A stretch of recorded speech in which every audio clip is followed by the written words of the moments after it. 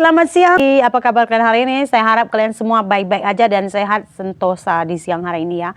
Nah, hari ini pemirsa, saya mau membahas tentang salah satu video saya yang masuk topik trending dan masuk TV, stasiun TV di Indonesia ya. Saya juga terkejut. Tadi tuh kawan saya messenger saya katanya Sri, ini video Ndu masuk TV loh, katanya gitu kan. Jadi ada tuh video saya yang beberapa hari lalu itu yang saya mengkritik itu gimana sih, di mana perginya dana BOS, bantuan operasional sekolah yang diperuntukkan untuk pendidikan itu sekitar 666 triliun itu kemana? Saya tanyakan gitu kan. Jadi di video itu sebenarnya yang saya pertanyakan uangnya itu kemana pemirsa. Kenapa? Karena saya sebagai warga negara Indonesia ya kan, karena kita ini kan bayar cukai juga, bayar pajak kita bilang lah. Kita itu ada hak untuk mempertanyakan duit pajak yang kita bayarkan itu tuh kemana, betul tak pemirsa?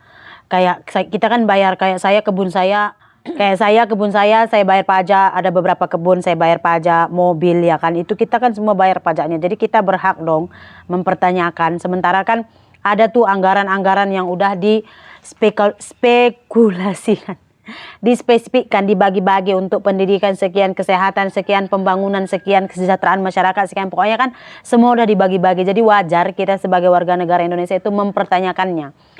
Sudah ada anggaran untuk pendidikan, tapi kok ini yang, apalagi sekolah anak saya ini tuh sekolah negeri, jadi wajar kita pertanyakan.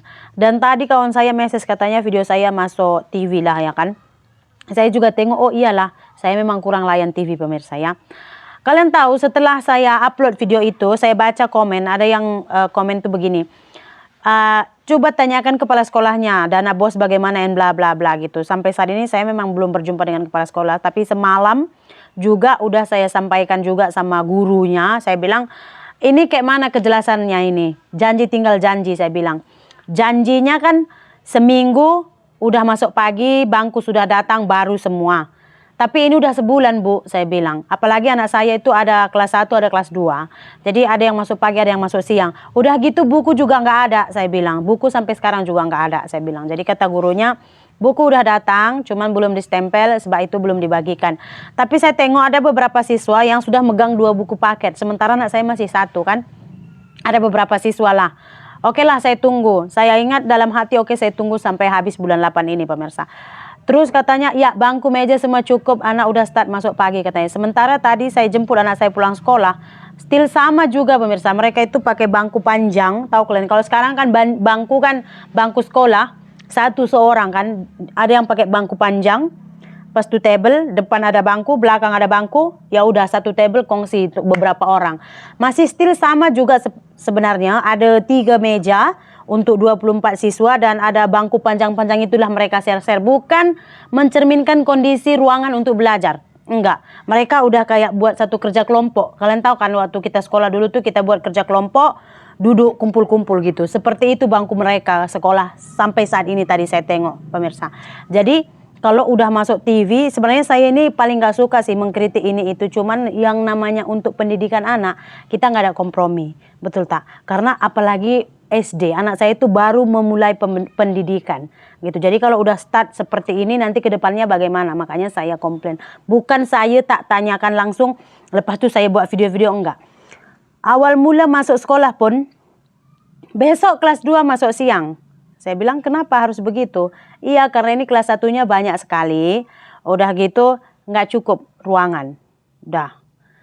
Saya tanya kepala sekolahnya, masa itu saya ada jumpa. Jadi ini masuk siang sampai berapa lama Pak? 1 minggu.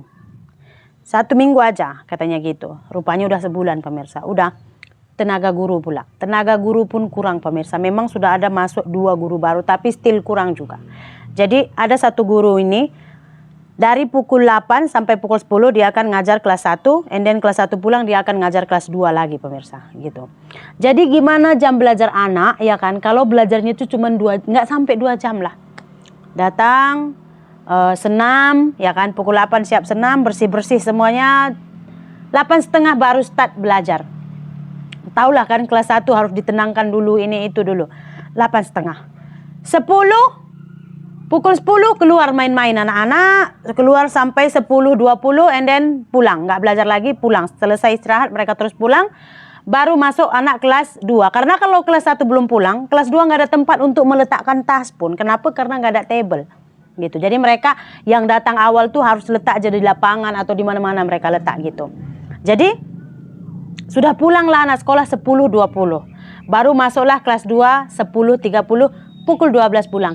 Apa yang mereka pelajari hanya 1 jam 30 menit. Apa yang mereka pelajari? Belajar apa sih 1 jam 30 menit? Makanya anak saya sekarang tuh seminggu saya tanya berapa ada di Ponten, ya kan, ada di bagi nilai nggak ada di bagi nilai nggak ada. Orang apa aja mereka kerjakan nggak akan siap dan masa sudah habis gitu.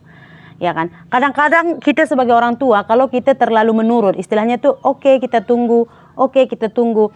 Katanya seminggu, oke, kita tunggu seminggu. Katanya 2 minggu, oke, kita. Kalau kita still menunggu tak ada apa-apa yang kita berani suarakan, dia akan macam ini juga.